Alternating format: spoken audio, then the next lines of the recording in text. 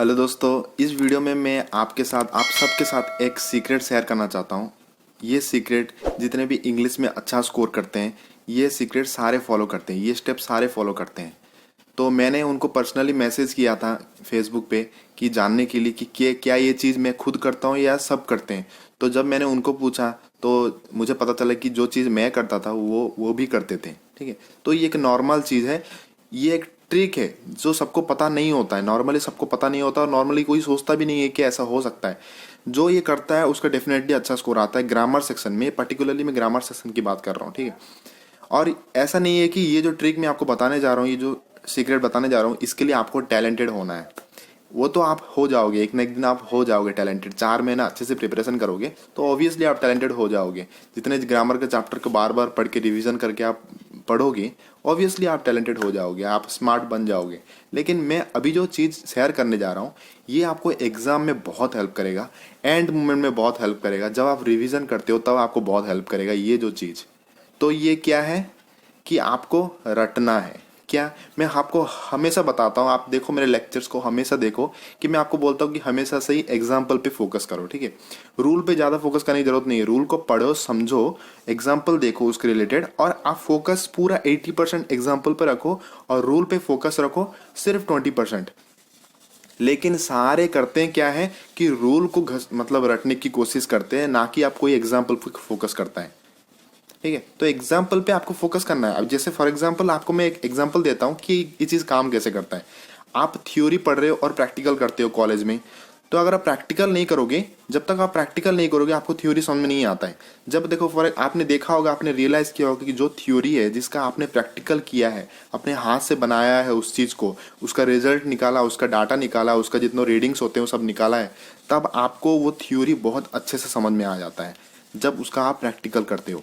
जब जिसकी इसका प्रैक्टिकल नहीं होता है तब वो थ्योरी आपका बस थ्योरी बन के रह जाता है, आप उसको समझ नहीं पाते हो अच्छे से। तो सेम चीज़ यहीं पे ऐसा ही है कि जो थ्योरी है वो रूल है, प्रैक्टिकल क्या है, एग्जाम्पल्स है।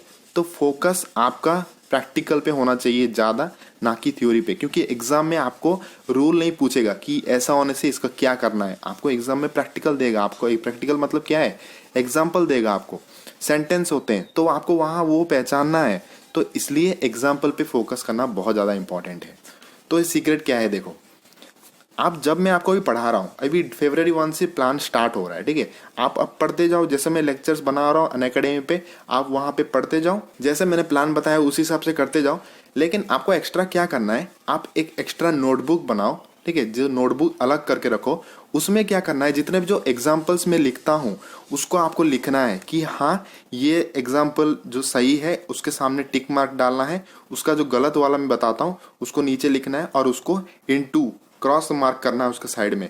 तो आपको पता चलेगा जब आप देखोगे कि हाँ ये सेंटेंस सही है, ये सेंटेंस सही है, और नीचे जो इसका गलत ऐसे एग्जाम में आता है। तो क्या करना है, आपको जितना सही वाला है ऐसे आप लिखते जाओ, हर चैप्टर का सही वाला लिखते जाओ। और एक दिन आपका नोटबुक में जितने जो सही सेंटेंस है, सारे जितने रूल के हिसाब से सही सेंटेंस है उसको आप लिख दोगे। तो क्या होगा, आपको क्या करना है, आपको डेली रिवीजन करना है उन चीज़ों का। ठीक है, आपको अपने दिमाग में बैठा लेना है कि हाँ यही सही सेंटेंस है। इतना बार वो सेंटेंस को पढ़ो कि आपका दिमाग में बैठ जाए, और आप कभी भी कोई गलत सेंटेंस पढ़ते हो तो आपको वो फट से आपके दिमाग में आएगा कि हाँ ये तो गलत है, क्योंकि आपने सही पढ़ा हुआ है, आपने अपना हैबिट किया हुआ, अपने दिमाग में डाल दिया है, अपने अंदर डाल दिया है जो सही सेंटेंस है। जब आप गलत पढ़ते हो तो आप पकड़ लोगे तब। तो यही ट्रिक है, ये नहीं समझते सब। तो यही ट्रिक है, ये मैंने खुद रियलाइज किया है और मैंने उनको मैसेज करके पर्सनली कितने लोगों से बात भी किया है कि वो भी यही चीज़ करते हैं।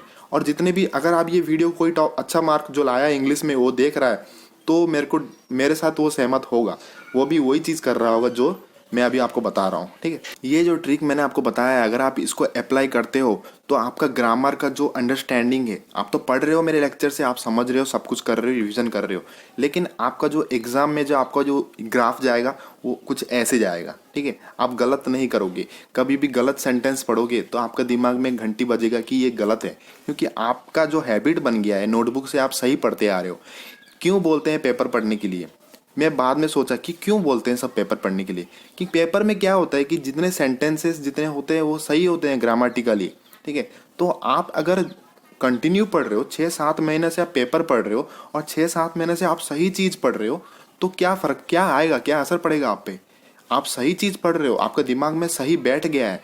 जब भी आप कुछ गलत देखोगे तो आपका दिमाग में घंटी बजेगा कि नहीं नहीं ये तो गलत है, ये नहीं होगा ऐसे। आपको दिमाग में घंटी बजेगा, चाहे आपको उसका रीज़न ना पता हो कि गलत क्या है, लेकिन आपका दिमाग में ज़रूर एक घंटी बजेगा कि नहीं ये तो गलत है, ये यहाँ पे ऐसा नहीं हो सकता, ये सही नहीं है।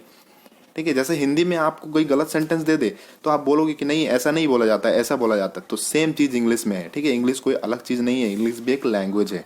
तो जितना ज़्यादा आप पढ़ते हो उतना आपका, जितना आप सही पढ़ते हो, ठीक है, गलत नहीं, जितना ज़्यादा आप सही पढ़ते हो उतना आपका दिमाग में सही चीज़ बैठ जाता है। तो जब भी आप एग्जाम में गलत देखते हो तब आप उसको पकड़ लोगे। तो यहाँ पे आता है ग्रामर का।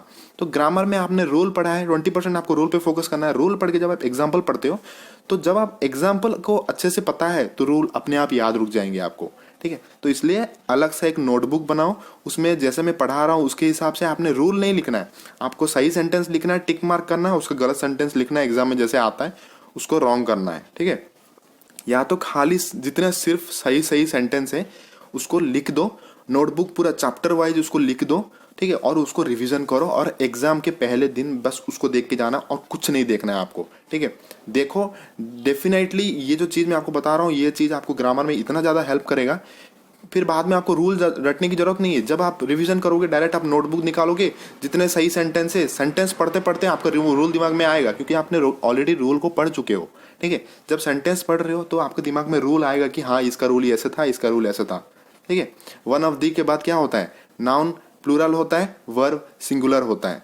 तो इस टाइप की जो सेंटेंस मैंने आपको जब अभी एग्जांपल बताया, तो ये चीज़ जब आप पढ़ते हो सेंटेंस में तो अपने आप रटने से हो जाता है। ठीक है, जितना आप सेंटेंस लिखोगे नोटबुक में अंदर पूरा मतलब रट लेना है, अपने शरीर में ले लेना है, वो चीज़ों को रट लो। मैं आपको बता रहा हूँ पहली बार, देखो ये चीज़ रट लो, जितने सही सेंटेंसेस है चैप्टर वाइज लिख के उसको रट लो, ये चीज़ आपको बहुत ज़्यादा हेल्प करेगा एग्जाम में। ठीक है, तो आई होप जो मैंने आपको सीक्रेट बताया है उसे आप फॉलो करोगे। देखो मैं चाहता हूँ कि आप भी अच्छा स्कोर करो इंग्लिश में। ठीक है, जितना मैंने एक्सपीरियंस किया है वो चीज़ मैं सब चीज़ आपको मैं बता रहा हूँ। तो आपको ये चीज़ आप अप्लाई करना, अगर अप्लाई करोगे तो डेफिनेटली इसका रिजल्ट आपको मिलेगा। Thank you.